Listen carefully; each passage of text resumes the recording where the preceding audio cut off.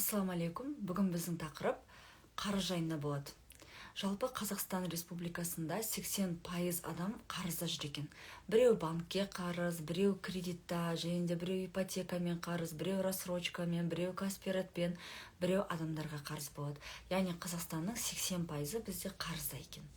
Енді қараңыздар, жалпы қарызға кірудің ең басты себебі ол осы жалпы дұрыс білімнің болмауы, және де дұрыс емес шешім қабылдауда, және де ойланбай істеген кезде, және де мышлениемен дұрыс жұмыс жасамағанда. Енді қазір сіздер мына сұраққа жауап берулеріңіз керек. А4 парақшасын аласыз да, кәдімгідей осыған шынайы отырып жауап беруіңіз қажет.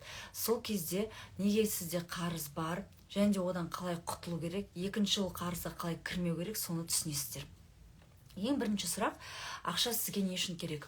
Көп адамдар айтады, вот қажеттілігімді жабу үшін, бай болу үшін, не нуждаться ни в чем деп қояды. Ол дұрыс емес жауаптар. Ол дұрыс емес жауап. Яғни ақша сізге не үшін керек деген кезде сіз өзіңізге сұрақ қою керексіз. Маған оның қандай пайдасы бар ақшаның? Маған оның қандай хайыры бар? Және де мен бай болғандықтан басқа біреуге қандай хайырым болады? Мен қалай пайдалы бола аламын адамдарға, егер менде ақша болса? Осы сұраққа жақсылап жауап беретін болсаңыздар, онда ақша келеді. Келесі, қанша ақша керек сізге? Біреулер айтады, көп деп айтады. Қыздар, көп деген жауап болмайды. Себебі Аллах тағала ұнатпайды көп, жалпы деген нәрсені айтқанда. Аллах тағаланың қатты жақсы көретіні, біз нақты, четко, грамотно айтқан кезде. Мысалы, айына 3 миллион теңге керек. Даже Аллах тағаладан осы 3 миллион теңге сұраған кезде тиынына дейін қайда кетеді? Мысалы, мен Аллах тағаладан осы сентябрь айына 3 миллион теңге сұрадым. Оны мен не істеймін? Мысалы, оның 1,5 миллионы Луи Виттонның сумкалам оригинал, қалған долларға айналдырып, жилстройма жинаймын, және де Меккеге жинайын деп жатырмын. Қажылыққа барғым келеді. Көрдіңіз ба? Яғни нақты әр тиынына дейін білуіңіз керек. Келесі, миға эмоция бере аласыз ба? Мысалы, сіз құры ақша десеңіз, ол сухая мечта. Яғни құрғақта, ол не интересно миға. Машина десеңіз де ол миға не интересно. Егер де сіз мысалға там, ол миға эмоция беру керексіз. Сіз сол затты машина сатып алған кезде қандай эмоция сезінесіз, қандай сезімде боласыз. Соны егер сіздер описать ете алсаңыздар, қағазға прям жазып, сол кезде ол нәрсе сізге тезірек келеді. Қарыз бар ма, және де не үшін кірдіңіз? Көп адамдар өзінің қарызын, ой көп, я бар деп қарағысы келмейді, және де мойындағысы келмейді. Бұл үлкен қате. Қашан сіз өзіңіздің қарызыңызды мойындайсыз, қашан бүйтіп бадырайып қарайсыздар оған тура, сол кезде қарызды жабу үшін мүмкіндіктерді де көре бастайсыздар. Және де қарыздың екі түрі болады. Ол пайдалы қарыз, және де пайдасыз қарыз. Пайдалы қарыз осы бизнес ашу үшін алған кезде, ол осы жүріп тұрған бизнесіңізді үлкейту үшін алған кезде, және де франшиза дейді ғой, сол франшизаны егер де сатқыңыз келсе, немесе біреудің франшизасын сатып алғыңыз келген кезде, яғни ақшаны ақшаға айналдыру үшін алатын болсаңыз, ол пайдалы қарыз. Яғни ақшаны келеді. Пайдасыз қарыз ол телефон сатып алу, макбук сатып алу, рассрочкаға, болмайтын бір курс сатып алу, немесе болмайтын бір путешествие сатып алу, бұл пайдасыз қарыз болып есептеледі. Яғни пайдасыз қарыз дегеніміз, сіз оны алдыңыз, бірақ пайдасы жоқ. Мысалы, Дубайға сіз кредит алдыңыз, Дубайда күшті қыдырып жүрсіз, қайтып келдіңіз да, сол қарызды төлейсіз. Нервмен, жынданып, ашуланып, бүкіл энергияңызды, ана Дубайда жинап келген бүкіл эмоция, энергияның бәрін сіз сол қарыз төлеуге жынданып кетіресіз. Келесіде ми сізге оған бармаймыз дейді, бітті, даже кредит алмайсыз. Яғни бұл пайдасыз қарыз болып есептеледі. Сіз бүкіл ана Дубайдан келген әдемі эмоцияның бәрін құртып жібересіз. Хорошо? Келесі өзіңізге сұрақ қойыңыз. Егер сіз қарызда жүре берсеңіз не болады? Мысалы, жағдайыңыз қандай болады? Не нәрседен отказ бересіз? Не нәрсеңізге өзіңізге рұқсат бере алмайсыз? Қалай өмір сүресіз, иә? И сол кезде сіз кішкене, ну-ка взбодрись, қарыз тезірек жабу керек, құтылу керек деген сияқты сізде кішкене қозғалыс пайда болады.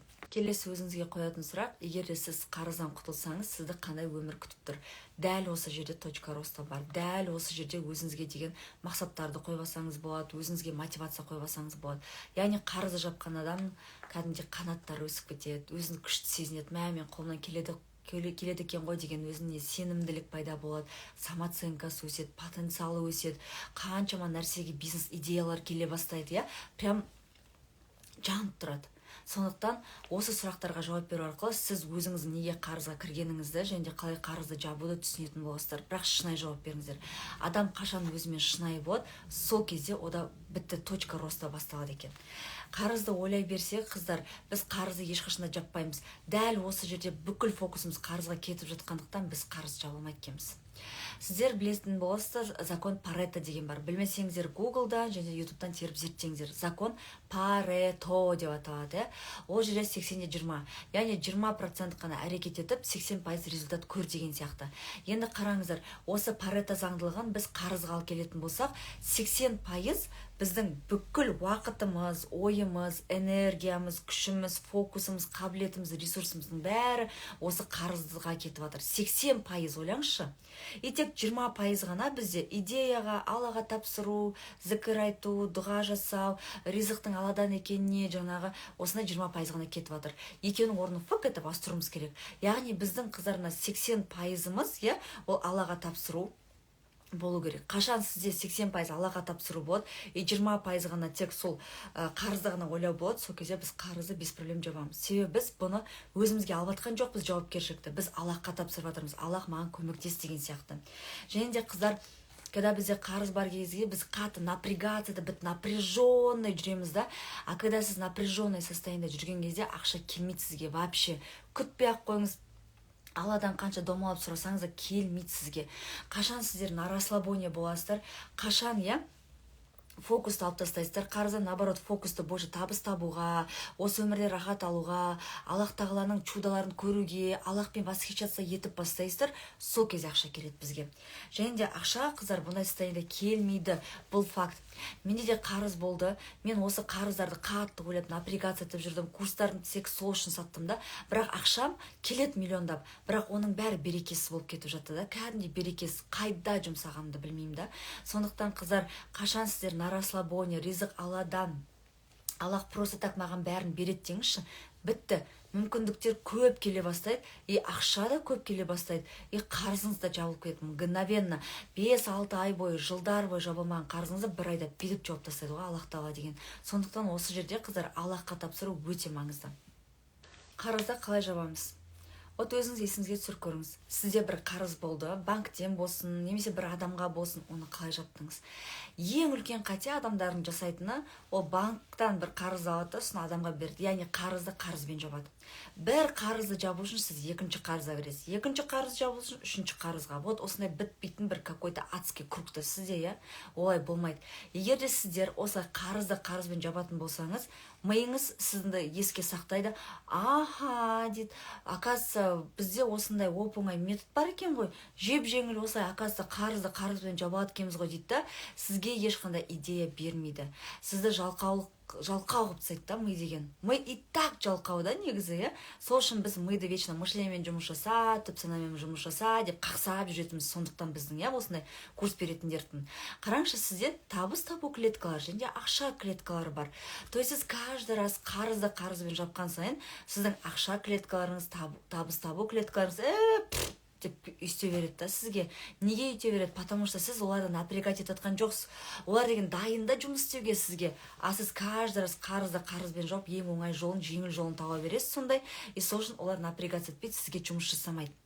Егер де сіздер қашан осы қарызды қарызбен емес, осы қарызды қалай жапсам екен, табысымды қалай көбейтсем екен, қай жерде ақша тапсам екен деп ойласаңыздар, мына ақша клеткалары, табыс табу клеткалары бүйтіп қозғала бастайды, кәдімгідей бар, ойына бастайды. Қалай көмектесеміз, не істеуіміз керек деген сияқты сізге идея ойлап тауып береді.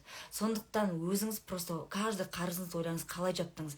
Мен мысалға әрбір қарызымды тек еңбек етіп жабады екен. Вот Аллаға шүкір, менің ақша клеткаларым, табыс табу клеткаларым маған мощно жұмыс істеп жатыр, Мен никогда қарызды қарызбен жаппаппын. Менде қарыз бар ма, мен курс сатамын. Менде қарыз бар ма, керек емес заттарымды сатамын. Алтындарымды сатамын мысалға да, там долларларым болса, соларды айналдырамын теңгеге. То есть сондай, көрдіңіздер ма? То есть мен ақша табамын. Поэтому сіздерге айтарым, қарыз бар ма, ақша табыңыздар. Каждый раз ақша табу керек, ақша табумен еңбекпен жауып отырыңыздар. Хорошо?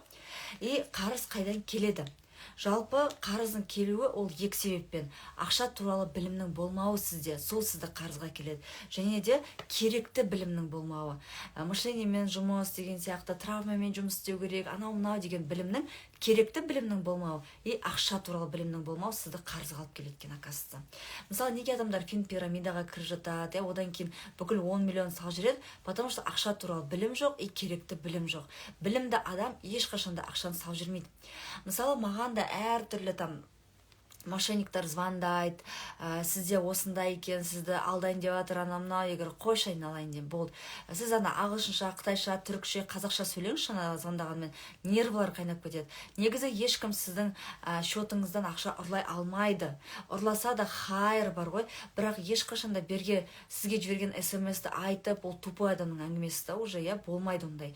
То есть сіздер үнемі даже мен сіздерге совет, незнакомый номерді алмаңыздар, болды. И мошенниктер сіздерге жаңағы звондамайды да. Мен осы онлайн бір сабақ жүргізіп отырған кезде 3 рет, күніне 3 рет звондайды маған незнакомый номерлар, мошенниктер. Мен басында мүмкін папа шығар деп ойлап қалдым маған, либо біреуге көмегім керек болғаннан звондаған шығар деп. Қайдан звондасам, бұл номер біздің жүйемізде тіркелмеген деді. Яғни бұл мошенниктер, получается, менің көріп жатыр да, ипымда, наверное, қанша ақша кіру десе, қанша миллиондар, и соны өздеріне албағысы келді. И не получилось. То есть Аллах тағала, көрдіңіздер ма, мен білім албағатқандықтан, кәдімгідей сол дін жолында жүргендіктен сақтап жатыр да мені. Поэтому мен сіздерге үнемі білімді болыңыздар, тоқтамаңыздар, дамыңыздар деп айтатын себебім сондықтан. Сіздер дұрыс жолда болсаңыздар, Аллах тағала өзі қорғайды. Яғни олар маған қай уақытта звондады, мен алып қалуыма болатын еді да. Мен именно осы менторствоны жүргізіп жатқан кезде сондайды да олар маған, мен менторство кезінде вообще телефон алмаймын. Көрдіңіздер ма? И одан кейін обратно звондамайды. Поэтому Аллах тағала сізді сақтағанын қалайсыздар ма? Астағфируллахты өте көп айтыңыздар. Ля иляха илlallah Мұхаммад расулаллах көп айтыңыздар. И, например, неге сізде әлі де 1 миллион теңге жоқ? Өзіңізге сұраққа қойыңызшы. И осы 1 миллион теңге болу үшін сіз не істедіңіз? Күн сайын не істеп жатырсыз? Именно рухани жағынан және де әрекет жағынан. Қараңыз, сіз айтуыңыз мүмкін, бірінші маған 1 миллион теңге қолыма түссін, сосын барып мен жаңағы білім алам деп, Егер де сізге білімсіз 1 миллион теңге керек, 1 миллион теңге берілсе, соны просто так жұмсап тастайсыз. Мысалы, сіз балаңызға беріңізші, ол бәріне чупа-чупс, киндер сүрприз сондай алып тастайды, потому что оның миы тек соған ғана жетеді. Ал егер сізде білім болып, сосын барып 1 миллион теңге сізге берсем, соны дұрыс распределять етесіз. Сіз оған жаңағы киім алса, сол киімді сатасыз, яғни сіз осы 1 миллионды ары қарай көбейтудің жолын іздейсіз, потому что сізде керекті білім бар. Түсінікті ғой? Және де сіздің қарызға кіруіңіздің себебі ол тағдырыңызды қабылдамау. Кейбір қыздар өзінің прошлойын қабылдамайды, әке-шешесін қабылдамайды, өзін қабылдамайды, өмірінде болып жатқан проблемаларды, сынақтарды, күнәларды қабылдамайды. Қашан сіздер тағдырыңызды қабылдайсыз, бірден қарызды жауып бастайсыздар. Бірден өміріңіз реттеледі, бірден жігіт кездестіресіз, бірден бала көтересіз, бірден бәрі күшті болып кетеді. Сондықтан тағдырды Алла жазғандықтан тағдырды қабылдаңыздар. Мен де басында өзім тағдырын қабылдай алмайтынмын, неге мен осындай, мындайым, түрім неге мынадай дегенге дейін қабылдай алмайтынмын. Бірақ қашан мен тағдырымды қабылдадым, бірден Аллах тағала мен өмірімді реттеп берді. Не шампта таптым, миллионға да шықтым, тұрмысқа да міне шығайын деп жатырмын, әке-шешеме де отношением күшті, Lexus деген машинамды алайын деп жатырмын. Иншаллах, даже Меккеге барып келейін деп жатырмын да. Бәрін мгновенно бір уақытта беріп тастады Аллах тағала деген. Көрдіңіздер ма? Мен просто тағдырымды қабылдадым. Как есть болды. Аллах тағала, мен саған разымын. Осындай тағдыр бергеніңе мен толықтай, любой проблема даже басыма келіп жатса да, мен Аллах тағала айтамын, рахмет, разымын. Рахметімді қабылдап, просто даже андай көңілім түспейді да проблемаға. Вообще, это можно решить же без проблем деп айтамын. Қазір. Көрдіңіздер ма? И шағым айтпау. Аллахқа, өміріңізге, ситуацияға, погодаға, президентке, үкіметке, ата-анаңызға, қандай болсын нәрсеге вообще шағым айтпаңыздар. Вообще айтпаңыздар. Қаншалықты шағым айтпайсыздар, соншалықты ризық өте көп келеді. Соншалықты миллиондар өте көп келеді. Настолько миллион көп келеді, что сіз уже сол ақшаны қайда жұмсаймын деп таңғаласыздар. Қазір менде сондай. Мен уже қайда жұмсасам болады екен ақшаны деп уже ойланамын, көрдіңіз ба? Поэтому шағым айтпа, бұл өте күшті нәрсе. Көп жағдайда біздің қарызға кіріп кету себебіміз, өкінішке орай, біз спасатель болған кезде. Спасатель деген кім? Ол ана пожарный полицейский емес қазір, Яғни бізде бұл жерде қатты біреуге көмектескіміз келіп тұрады. Өзіміздің ұйқымыз келіп тұр, бірақ соның өзінде ана адамды жұмысына апарып келеміз.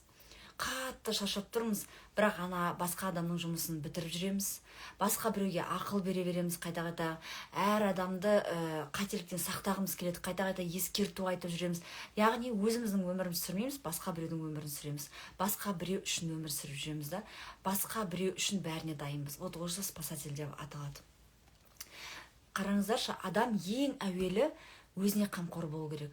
Ең бірінші адам өзіне садақа жасау керек екен. Ең бірінші өзіне вложение, өзіне инвестиция жасау керек. Ең бірінші өзін қабылдау керек, өзін жақсы көру керек, өзін қадірлеу керек, өзін бағалау керек. Сол кезде ғана қалғандарынан ол сондай отношение күте алады. Өзіңіз жақсы көрсеңіз, басқалар сіз жақсы көреді. Потому что сіз өзіңіздің бағалы екеніңізді уже сол аураңызбен, энергетикаңызбен көрсетіп қоясыз. Ал егер сіз самооценкаңыз төмен болса, сізге даже жігіттер жоламайды. Айтады, вроде бы красивая, но что-то не то деп айтады, иә. Сіз вроде бы сыртта әдемі көрінесіз, бірақ самооценканың төмендігінен, иә, өзіңізді неуверенно ұстағандықтан жігіттер сізге жоламайды. Көрдіңіз бе? Потому что бәрібір сіздің энергетикаңыз сыртқа шашылып тұрады. Яғни сіздің нұрыңыз бар ма, жоқ па, иә? Сізде мынада лампочка іште жанып тұр ма, жоқ әлде лампочка сөніп тұр ма, оны даже любой адам сезеді. Сондықтан үнемі менің қақсайтын қадірлеңіздер, бағалаңыздар. Өзін жақсы көре алмаған адам басқа біреуді жақсы көре алмайды. Өзін қадірлемеген адам басқа біреуді қадірлей алмайды. Өзін сыйламаған адам басқа біреуді сыйлай алмайды. Потому что ол өзін сыйламай тұр ғой, ол білмейді оның не екенін. Түсінікті ғой. И сіз өзіңізге қамқор болсаңыз, сол кезде ғана басқаларға дальше көмектесе аласыз. Ең бірінші өзіңіз көтеріп алыңыз. Ең бірінші өзіңіз дамытып алыңыз. Сосын барып басқаларға айту керек та. И Аллах тағаланың ісіне көп араласу, басқаларға қатты көмектесу қарызға келеді екен. Яғни сіз қайта-қайта, иә, басқа біреуге ақыл бере бересіз, біреуді оберегать ете бересіз, басқа біреудің қате жасап қоюының алдын ала бересіз да. Аллах тағала оған сынақ берейін деп жатыр да, специально оған сынақ берейін деп жатыр, специально оған сабақ берейін деп жатыр, чтобы сол сынақ арқылы оған өте үлкен нығмет беру үшін, оны тәрбиелеу үшін, оған сабақ беру үшін Аллах тағала оны бүйтіп сынақ қысып жатыр да. А сіз Аллах тағаланың ісіне араласып, Аллах тағала, тиіспеші Аллах тағала, мен өзім тәрбиелеп алам, сен тиіспе деп Аллах тағаланың ісіне араласамыз да, и сол үшін Құдай деген, да ты надоел уже дейді да, сізге қарыз беріп қояды. А сізге қарыз берсе, сіздің потенциалыңыз төмендейді, сіздің өзіңізге деген самооценкаңыз төмендейді, потенциал төмендейді, яғни қарызбен басыңыз қатады. Қалайна қарызды жабам деген сияқты, көрдіңіз ба? Сондықтан қарызға сіздің келу себебіңіз ол когда біреу Аллах тағаланың ісіне өте қатты араласып кеткен кезде. Оны біз қалай біле аламыз? Мына сұрақтарға жауап беру керек. Кімнің жүгін арқалап жүрмін? Яғни кімнің жүгін арқалап жүрмін дегеніміз, ол деген кімнің реально все время көмекшісі болып жүрмін, бесплатный көмекшісі болып жүрмін. Кімнің жігіті болып кеттім, кімнің күйеуі болып кеттім, кімнің мамасы, кімнің папасы болып кеттім, иә, кәдімгідей. Кімнің опекуны болып кеттім мен. Қай жерде мен Құдайдың рөлін алып кеттім. Кімнің жұмысына араласып жүрмін, былай істеме, осылай істе, лучше былай істе деген сияқты, иә. Кімнің өмірлік сабақ алуына кедергі болып жүрмін. Кімнің Алладан берген сынағынан сабақ алуына кедергі болып жүрмін. Яғни біз көп жерде Құдайдың рөлін алып аламыз. Қараңыздар, егер сіз мысалға айтасыз, мә ол күнә жасайын деп жатыр ғой, как я могу промолчать десеңіз, былай істесеңіз болады. Бір адамның қателік жасап жатқанын көріп тұрсыз, күнә жасайын деп жатқанын көріп тұрсыз, и айтасыз, менің осы жағдай бойынша қазір саған бір ақылым бар еді, соны айтсам болады ма сенің рұқсатыңмен? Жоқ десе, окей, болды. Менің ойымды білгің келеді ма, менің ақылымды естігің келеді ма деп бірінші рұқсат сұраймыз. Егер я десе ғана айтамыз, жүре ма? Когда сіз осылай сөйлеген кезде, біз спасатель позициясына түспейміз. Біз Аллахтың Аллах пен пенденің арасына түспейміз деген сөз. Қарызы бар адамдарды көп осуждать еткен кезде, вот осы кезде Аллах тағала алады да бізді қарызға кіргізіп қояды. Неге? Потому что біздің мышлениемізде только қарыз деген сөздер ғана, қарыз деген понятие ғана болып тұр. Түсінікті ғой? Мысалы айтуымыз мүмкін, қалай миллион қарызы бола тұр, Дубайда қыдырып жүр мынау. Қалай қарызы бола тұр, машина алды деп осуждение болса, бітті, все, сразу қарызға кіреміз. Сондықтан ешкімді жамандамаңыздар, ешкімді осуждать етпеңіздер. Потому что біреуді осуждать еттіңіз ба, бітті. Аллах тағала нені осуждать еттіңіз, соны өміріңізге сынақ етіп бере береді. Пока сіз осы біреуді осуждать еткенді қоймайынша, сол адамның за что осудили, соны өміріңізге бере береді. Сондықтан күшті өмір сүргіңіз келе ма? Ешкімді жамандамаңыз, ешкімді өсектемеңіз, ешкімді осуждать етпеңіз. Бәрі керемет болды, өзіңізбен ғана занят болыңыз. Хорошо? Қарызға тағы не әкеледі? Шыдамсыздық, асығу және де өкініш. когда сіз результатқа қатты асыққан кезде, сол бола ма болмай ма деп шыдамсыздық танытқан кезде, бір нәрсені бекер істедім екен деп айттыңыз ба, бітті, бұл қарызға алып келеді. Сондықтан әрбір нәрсе бізге тек сабақ, әрбір нәрсе тек опыт. Еш нәрсеге асықпаймыз. Аллах тағаланы асықтырмаймыз. Аллах тағала ешқашанда кешікпейді және де ешқашанда асықпайды. Осы естеріңізде болсын. Аллахтан асықтырмаңыздар. Қарыз болғанда бізде потенциал төмендейді. Потенциал дегеніміз ол біздің осы мүмкіндіктерді көре аламыз. Потенциал төмендеді ма, бітті, мүмкіндіктерді вообще көрмейміз.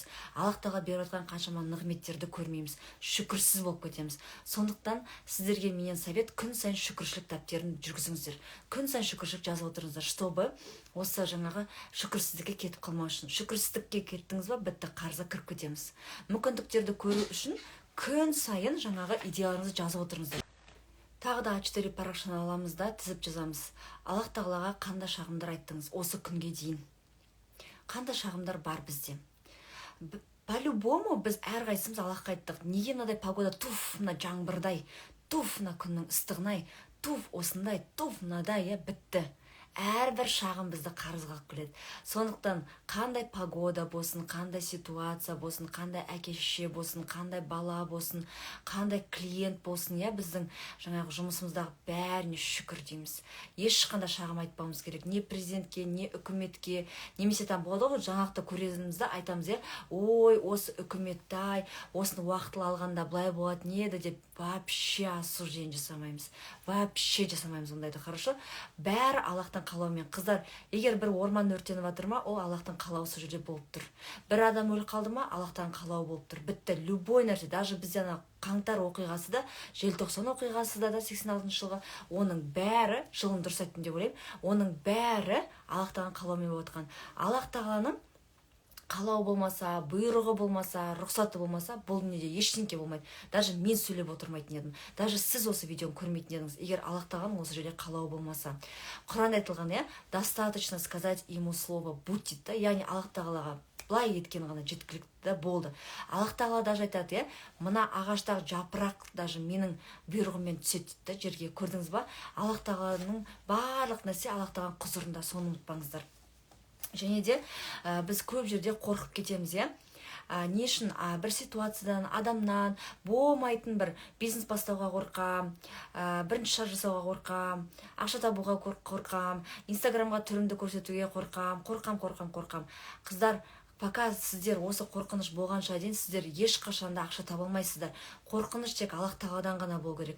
Егер де қорқыныш тек Аллах тағаладан болса, әрбір проблемаңыз оңай шешілетін болады. Барлығы оңай болады, барлығы жеңіл болады. Сіз проблемада келсе де, оны байқамай қаласыз, потому что Аллах тағала алдын ала битіп решать етіп отырады. Неге? Себебі сіз Аллах тағаладан қорқынышты бірінші орынға қойып отырсыз, тек Алладан қорқуымыз керек. И қарызы бар адамдармен барынша араласпауға тырысамыз. Неге? Себебі олардың мышлениясы, қыздар, бізге келіп қонады. Любое мышление заразное, пожалуйста, поэтому қарызы көп адамдармен, егер ол подружкаларыңыз болса, немесе туыстарыңыз болса, олармен общениені кішкене барынша қысқартамыз. Себебі сіз қарызды ести бере, мышлениеңіз жаман болып кетеді. Мына ойлау қабілетіңіз жаман болып кетеді, Сондықтан более андай даму туралы сөйлесетін, сондай прям андай күшті движниковый адамдармен көбірек араласыңыз. Сол кезде сізде всегда мотивация болады, қарызды тез жабуға деген мүмкіндіктер де келеді, и сіз прям бизнесті бастап кетесіз, бір істі бастап кетесіз, Аллахқа тәуекел етіп, рисковый адам болып кетесіз, и сол үшін мына қанша жыл біреу, бір 5-6 жылда жапқан қарызды сіз бір айда жауып үйренесіз кәдімгідей, хорошо? Поэтому қарызы бар адамдармен кішкене общениені минимумға түсіріңіздер. Көптеген адамдардың қателігі өзін жүйемен өткізеді. Бір күнә жасап қойды, өзін жей береді. Бір қателік жасап қойды, өзін жей береді. Бекер жасадым, былай жасағанда ғой, Аллах тағала маған осы өмір тағы да бергенде ғой, мен былай жасайтын едім, былай істейтін едім деп жемеңіздер. Сіз осылай өз-өзіңізді жей берумен, күнәні ойлай берумен все время энергияны туда сливаете. Яғни энергия туда кетіп жатыр да. Сіз наоборот осы энергияны ақша табуға кетірсеңіз болады, табыс табуға, табысыңызды көтеруге жаңағы жұмсасаңыз болады, сіз все время бекер істедім, қабая деп сол нәрсеге кетіріп жатырсыз. Депрессняк болып кетіп жатырсыз да. Поэтому еще осы жерде выгорание деген нәрсе бар да. Выгорание да тоже өзіңді жеу. Выгорание қай уақытта пайда болады, когда сізде бәрін идеально жасау керек, перфекционист болған кезде. Қыздар, ешқашан да идеальный ештеңені жасамаңыздар, потому что идеальный тек Аллах. Когда біз, оказывается, әр нәрсені идеально жасағымыз келеді ғой, сонда перфекционист боламыз ғой, сол кезде біз Құдайға айтады екенбіз: сейчас я сделал лучше, чем ты, деп Құдайға вызов тастайды екенбіз біз, оказывается. Прикиньте, сіз Құдаймен жарысып жатсыз, и поэтому Құдай сізге өзінің шексіз байлығынан, шексіз ризығынан, шексіз нығметтерін бермейді сізге. Ол не үшін береді? Сіз Құдайға вызов тастап тұрсыз ғой, сіз әлемдердің Раббысына сіздер вызов тастап тұрсыздар. Түсінікті ғой? И жалпы біз қарызға не үшін кіреміз? Когда дұрыс емес шешім қабылдаған кезде. Поэтому қашан біз ойланып, саралап, дұрыс жүрекпен шешім қабылдаған кезде, сол кезде қарызға біз кірмейміз. Біз мысалы қарызға мимен кіреміз. Мысалы қараңыздар, Инстаграмда біреу шықты, курсын күшті айтты, ана дүниесін көрсетті, жылтырлаған, жылтыр көйлектерін, жылтыр машинасын, жылтыр квартирасын, сіз дейсіз да сол курсқа жазыласыз. Міне осы жерде дұрыс емес шешім қабылдадыңыз, поэтому қарызға кірдіңіз, и ол курстан результат шығарған жоқсыз. Потому что сізге ең бірінші өзіңіздің дамуыңыз, ана курстағы білім қызық болған жоқ та, сізге дүние қызық болды. Осы сияқты, осының курсына қатысам да, осы сияқты менде де машина болады деген сияқты. Көрдіңіз ба? Дұрыс емес уже ниет кетіп жатыр да сізде. И өзіңізді қарызға кірдіңіз ба, жаман адам санаушы болмаңыз. Себебі сіз қарызға жаман адам болғандықтан кірмейсіз. Сіз жақсы адамсыз, сіз иманды, бүкіл тәрбиесі бәрі мықты, бүкіл жақсы қасиеттері бар, әп-әдемі красавчик пендесіз да, сіз просто біліміңіз жетпегендіктен кірдіңіз қарызға. Нормально, бәрі білімі жетпегендіктен кіріп жатыр. Менде де қанша кітап оқысам да, мен қарызға кірдім. Просто менің сол жерде просто білім жетпей қалды, болды, санам жетпей қалды, сол жерде тупой болып қалдым да, болды. Это нормально, білім жетпеу деген. Қарызға қалағаннан кірген жоқпын. Ешқандай адам қалағаннан кірмейді қарызға. Егер айтады, егер менде выбор болса, мен бармайтын едім, істемейтін едім деп айтады. Сондықтан біз қарызға қалағанымыздан кірмейміз. Просто бізде опыт болған жоқ, бізде тәжірибе жетпегендіктен біз қарызға кірдік. И это нормально. Біз қарызды жабаламыз. Любой адам жабалады қарызды, хорошо? Менде вот қыстан бері қыста 3 миллион теңге қарызға кірдім. Альхамдулилля, осы августта мен бәрін жауып тастадым, шүкір. Бәрін Аллах жауып берді, то есть. Вот. И всегда дұға жасап жүріңіз, Аллах тағала, мен әлсізбін. Аллах тағала, мен құлмын. Мені жеке дара өзіме қалдырма.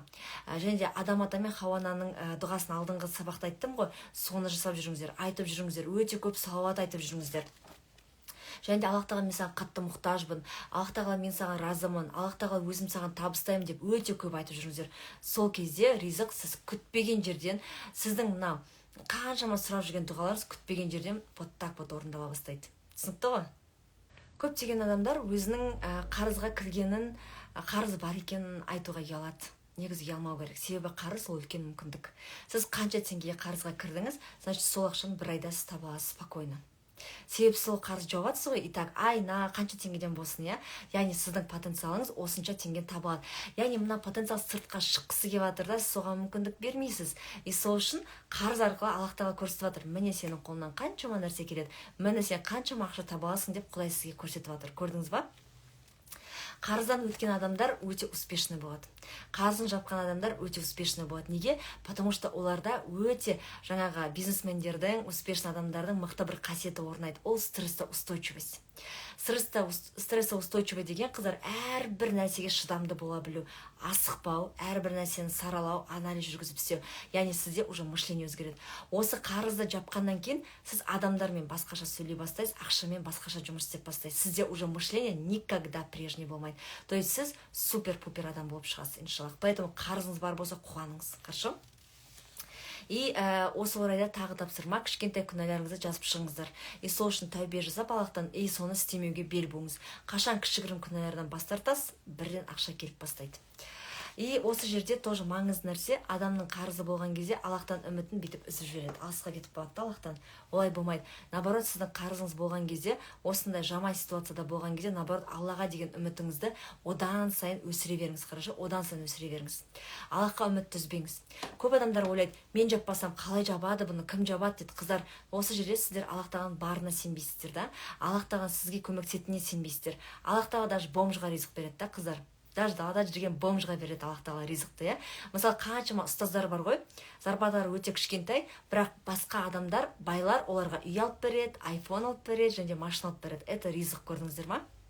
Сондықтан даже бомждың ризығын береді да Құдай деген. Поэтому осыған сеніңіздер, что сіздің ризығыңызды Аллах тағала тоже просто так бере алады. Просто за ваши красивые глазки, хорошо? И ақшамен адамдармен басқаша жұмыс жасай аламыз деп айттым, иә, оны. И қараңыздар, қашан біз қарызды жаба аламыз? Когда біз қарызды мойындаған кезде, қарызды жабамын деп шешім қабылдаған кезде, и қарызға график құрастырамыз. Яғни кімге қарыз біз списогын бәрін жазамыз, қанша теңге қалды төлеуге соны жазамыз, и қай күні жауап тастаймыз, примерно 6 айда, 3 айда, 5 айда деген сияқты, прям сол график құрастыруымыз керек. И сол график бойынша жұмыс жасаймыз. Ең бірінші кішкентай қарыз жабамыз. Одан кейін орташа, одан кейін үлкен қарызға бел буамыз, хорошо? И қыздар, қараңыздар, өзіңізге жауапкершілік қашан алып бастайсыздар, өзіңіздің өміріңізге, әр шешіміңізге, ситуацияға, иә, қорықпай мен айттым, мен істедім деген сияқты қашан айтып бастайсыздар, сол кезде қарыз жабуға сізде мүмкіндік пайда болады. Және де қараңыз, қарыз оказывается қандай адамдарға беріледі? Тәкаппар адамдарға беріледі екен. Яғни егер сізде қарыз болса, яғни сіз тәкаппар болғаныңыз үшін Аллах тағала қарызды берді, чтобы сіздің тәкаппарлығыңызды сындыру үшін. И қашан сіз осы тәкаппарлықтан құтыласыз, қашан тәкаппарлығыңызды басасыз, сол кезде қарыз жабады екенсіз. Қарызды жапсаңыз, бітті, тәкаппарлықтан құтылдыңыз деген сөз. Түсінікті ғой?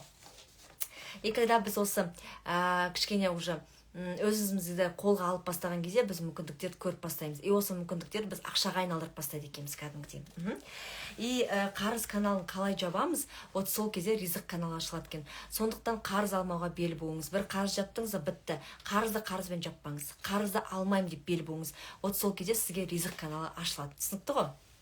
Біз сыртқа шыққан кезде басқаша боламыз, иә, басқа адамға жағу үшін, ұнамды болу үшін, ахаха, хи-хи-хи деп күліп, подлиза болып кетеміз кейде, иә. Әйтеуір бүйтіп жаққымыз келіп деген олай болмайды. Сіз өзіңізбен шынайы болу керексіз. Будь самой собой деп айтады, иә.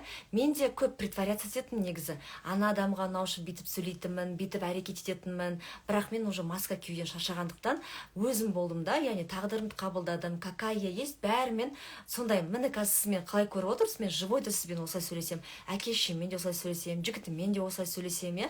Яғни қашан сіз өзіңіз боласыз, вот сол кезде қыздар ақша келіп бастайды сізге, потому что сіз өзіңіздің табиғатыңыз толық қабылдадыңыз. Кейбір адамдар өзінің адамдық, пенделік, мынау әйелдік табиғатын қабылдамай жатады, иә. Ой, маған больше нравится осындай, жаңағы еркек шора болған деген сияқты. Жоқ, қашан әйел табиғатыңызды қабылдайсыз, сол кезде ақшаны береді сізге. И негатив уайымды полностью өмірден алып тастаған кезде біз қарызды жабамыз. Қалай құтыламыз негатив уайымнан? Күн сайын позитив айтамыз, күн сайын аффирмация айтамыз. Басында мен айттым, я аффирмация айтпаңдар деген сияқты қарсы болдым. Бірақ оказывается мен былай зерттей келе түсіндім. Оказывается, аффирмация біздің басымызда қанша жыл отырып қалған установкалар шығаруға көмектескен. Поэтому я красивая, я здоровая, я богатая, я хорошая деп айту керек екен да, чтобы мынау негативті установкалар шығарып жіберу үшін. Оны шығарғаннан кейін уже айтпаймыз. Хорошо, поэтому, пожалуйста, барынша осы негативті установкалар осылай шығарамыз. Уайым, оны Аллахқа тапсыруымыз керек. Дұға жасаймыз. Аллах тағала, мен бар уайымымды, бар қайғымды, мына проблемаларымды саған тапсырдым, маған көмектесші деп, опять же да, өзімізді Аллахтың алдында әлсіз көрсетеміз. Қаншақты әлсіз боласыз, соншақты Аллах тағала өте көп көмектеседі сізге. Потом мына сұрақтарға жауап беріңіз. Қарыз маған не үйретпекші? Маған не үшін келді бұл қарыз? Мен немен жұмыс жасауым керек? Вот осы қарыз келді, значит, сіз тәкаппар болдыңыз ба, білімсіз болдыңыз ба, иә? Немен жұмыс жасау керек? Тәкаппар болсаңыз, қарапайым болу керек. Білімсіз болсаңыз, білім алу керек деген сияқты. Және де егер сіз бір адамға қарыз болсаңыз, ол адам сізге бір нәрсе үйретпекші, бір нәрсе айтпақшы, сіздің бір жаман жағыңызды түзету үшін келіп тұр да, соны түсінуіміз қажет. Қарыз қайтарамын деген ниет болмаса, қыздар, оказывается, біздің өмірімізде өте көп қиындықтар болады. Ісіміз жүрмейді. Мысалы, қаншама іс жасаңыз, бизнесіңіз жүрмейді, банкрот болып қала бересіз все время. Ауыртпашылықтар көп болады өмірде. Потом осы жерде мен сіздерге қабір азабы жайында айтқым келіп отыр. Бұл кішкене біреулерге ауыр тема болуы мүмкін. Біз и так қабір азабын білеміз, иә? Қабір азабы арқылы любой адам өтеді жалпы. бірақ оказывается қарызы бар адам қыздар намного больше қиналады екен да. Когда сіздің қарызыңызды жаппай кеткен кезде, мына сіз қабірде қатты қысылады екенсіз, қабырғаларыңыз бір-бірінің үстіне бүйтіп шығады екен оказывается. Сөйтіп қатты қысылып, аяқ қолыңыз кісенделіп, прям шығара алмай, қозғалта алмай жатады екенсіз оказывается. Ойлаңызшы, прям жаман екен да ол. Сіз өзіңізді ана бір жерге қысып көріңізші, прям ауырып кетеді қолыңыз. Яғни солай сіз до судного дня, получается, сот күніне дейін сөйтіп жатасыз. Ойлаңызшы, қарызыңыз бол кетсе. Сол үшін исламда да айтады екен, қарызыңды жабуға асық деп айтады екен. Егер сіз қарызыңызды жабу үшін асығатын болсаңыз, әрекет ететін болсаңыз, Аллах тағала көреді да әрекетіңізді, и соны жабу үшін өзі жәрдемдеседі екен, өзі көмектеседі екен сізге. И потом самый ауыр нәрсе қыздар бұл жерде, егер сіз бір адамға қарыз болсаңыз, ертең бүкіл жаңағы сауапты істеріңіз ана дүниеде сол адамға өтеді екен, и ана адамның бүкіл күнәсін сіз көтереді екенсіз. И сол үшін сіздің мына оқыған намазыңыз, қиналып мына ыстық күнде ұстаған оразаңыз, мына ыстық күнде терлеп жүріп киіп жүрген орамалыңыз, хиджабыңыздың бәрі зря болып кетеді екен да. И сіз тозаққа кетіп қалады екенсіз. Ойлаңызшы, қандай үкімі ауыр мына қарызыңызшы сонда.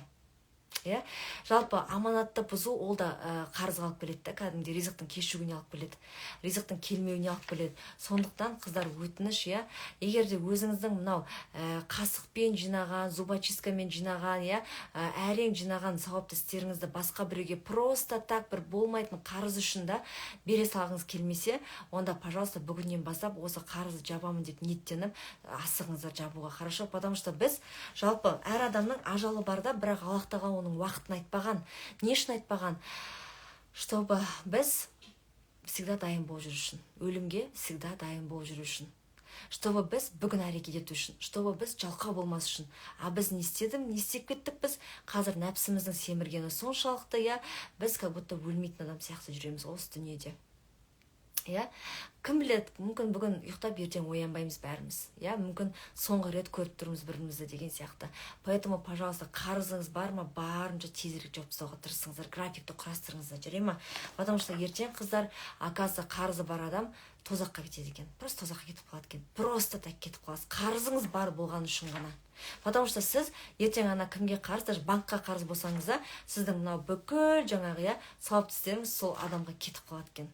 Обал ғой, сіз қаншама қиналып сол сауапты жинадыңыз да, просто так сіздің қарызыңыз үшін кетіп қалады. Очень обидно, Келесі, қарыз беруші сізді кешірмейінше ауыртпалықта жүресіз. Поэтому қыздар, мысалы біреуге қарызыңызды бердіңіз ғой, толықтай төлеп бітірсеңіз, ол адамның аузынан мынадай сөздерді албаңыз. Мен саған разымын, мен саған разымын, мен саған разымын деп 3 рет айтсын. 3 рет айту қажет. Сіз қарызыңыз жапқан кезде аузы айту керек. Хорошо, чтобы оның сізге обидасы болмайтындай. Ол адамнан, егер сіз бір адамға қарыз болсаңыз, ол сізден сұрай берсе, пожалуйста, кешірім сұраймын, кішкене шыдай тұршы, міне берем деп шын айтыңыз, Егер ақшасын сұрап жатса бір адам, оған жынданбаңыз. Даже Каспийдан звондап, қашан бересіз, пеня болып кетті десе де, онымен ұрсыспай, міне берем, зарплатам осы күні түседі деп спокойно сөйлесіңіздер. Потому что сіз ана қарыз беруші сізден қарызды сұрап жатқан кезде жынданып сөйлесеңіз, Аллах тағала сіздің жолыңызды шорт кесіп тастайды. Поэтому дұрыстап сөйлесеміз, әр адаммен конфликтқа түспейміз. И жаңағы айттым, қарызды жапқаннан кейін сол адамның аузынан мен саған разымын деп 3 рет алдыртып аламыз. Хорошо? Қашан сіз қарызды жабамын деп кәдімгі твердое решение қабылдайсыз, Аллах тағала өзі көмектесіп бастайды сізге. Біреу ақша бере бастайды сізге, көрімдік береді, лотерея ұтып алуыңыз мүмкін. Енді лотерея деген кезде лотерея ойнауға болмайды, жалпы енді болады осындай бір нәрселерден ұтып аламыз деген сияқты, подаркамен келеді, немесе басқа баяғыда біреу сізге қарыз болды, ұмытып кеттіңіз, сол қайтара бастайды, яғни өте көп мүмкіндіктер келе бастайды. Жетістікке, жалпы нәтижеге біз қалай жетеміз, когда адам, оказывается, мына адам мен мүмкіндіктер бірге кездескен кезде. А біз мүмкіндіктерді қашан көріп бастаймыз, когда біздің ниетіміз таза болған кезде, ойымыз таза болған кезде. Мен айттым, фрирайтинг жазыңыздар, негативтен босаңыздар, аффирмация айтыңыздар деп айтып жатырмын. Сондықтан, пожалуйста, мүмкіндіктерді көру үшін барынша Аллахқа бәрін тапсырып үйренуіміз қажет, өзіміз арқаламамыз қажет. Ол үшін бізге еще мүмкіндіктерді осы көру үшін бізге жан тыныштығы керек. А жан тыныштығы қай уақытта болады, когда біз бәрін Аллаға тапсырған кезде. Ол үшін түсінуіңіз қажет, қыздар, біз Құдай емеспіз. Біз ондай қаншама мынадай нәрсені көтере алмаймыз, әлсізбін деп Аллахқа бәрін тапсыра беру. Жан тыныштығы болу керек. Аллах тағала все решит. Аллахтан қалауы бар ғой деген сияқты әр нәрсені жеңіл қабылдап, жеңіл жіберіп үйрену керек. Және де сіздерге айтарым, интернеттен тауып алыңыздар Уақиға сүресін, Ясин сүресін, Мүлік сүресін. Қарыздан құтылғыңыз келе ма? Күн сайын осы сүрелерді ютубтан тыңдаңыз, немесе прям ауызбен айтып күн сайын оқыңыздар. Егер сіздер менің ақша 2.0 деген курсым сатып алған болсаңыздар, мен PDF форматта тапсам, сол жаққа соны жіберіп қоямын. Сонымен бүгінгі қарыз жайлы сабақ ұнады деп ойлаймын. Енді осы сабақтан кейін қарызымызды тез жабуға тырысамыз деп ойлаймын. Ең басты ниет, любой, егер сіз ниетпен шықсаңыз, үйден қарызын жабамын деп, Аллах тағала соған будет вам помогать. Барлығын жасап береді сізге сол қарыз жабу үшін. Бүкіл сабақты да береді, бүкіл мүмкіндіктерді, адамдарды ситуацияны жіберіп қояды, чтобы сіз ана қарызды жабу үшін. Түсінікті ғой? Ең басты ниет болу керек, қыздар. Сау болыңыздар.